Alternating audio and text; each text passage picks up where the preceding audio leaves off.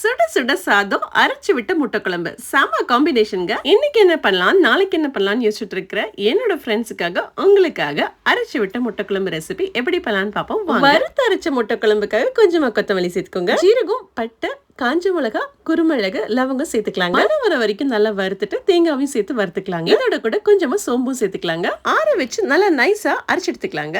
அதே கடாயில எண்ணெய் சூடு பண்ணிட்டு பிரிஞ்சி இலை, பட்டை, வரமிளகா, கருவேப்பிலை இதோட கூட வெங்காயமும் தக்காளியும் அரைச்சு வச்ச விழுத சேர்த்துக்கலாங்க. மஞ்சத்தூள், கொத்தமல்லி தூள், மிளகாத்தூள் சேர்த்துக்கலாங்க. அதோட கூட உப்பும் சேர்த்துக்கலாங்க. இதோட கூட நான் ஜிஞ்சர் கார்லிக் பேஸ்டும் சேர்த்துக்கிட்டேங்க. எண்ணெய் பிரிஞ்சு வர வரைக்கும் நல்லா வதக்கிட்டு அரைச்சு வச்ச தேங்காய் மசாலாவை நம்ம இங்க சேர்த்துக்கலாங்க. கொஞ்சமா தேங்காய் மசாலா வதங்கட்டுங்க. இந்த சமயத்துல வேக வச்ச முட்டையை ஸ்லிட் பண்ணி வச்சுக்கலாம். இந்த வீடியோ பிடிச்சிருந்தா ப்ளீஸ் லைக், ஷேர், சப்ஸ்கிரைப் பண்ணிக்கோங்க. முட்டை குழம்புக்கு தேவையான அளவு தண்ணி சேர்த்துட்டு நல்லா கொதிக்க விட்டுக்கலாங்க. ஒரு 5 நிமிஷம். கூட நான் கொஞ்சமா கரம் மசாலாவும் சேர்த்துக்கிட்டேங்க. ஸ்லிட் பண்ண முட்டையை சேர்த்துட்டு கொதிக்க விட்டுக்கலாங்க.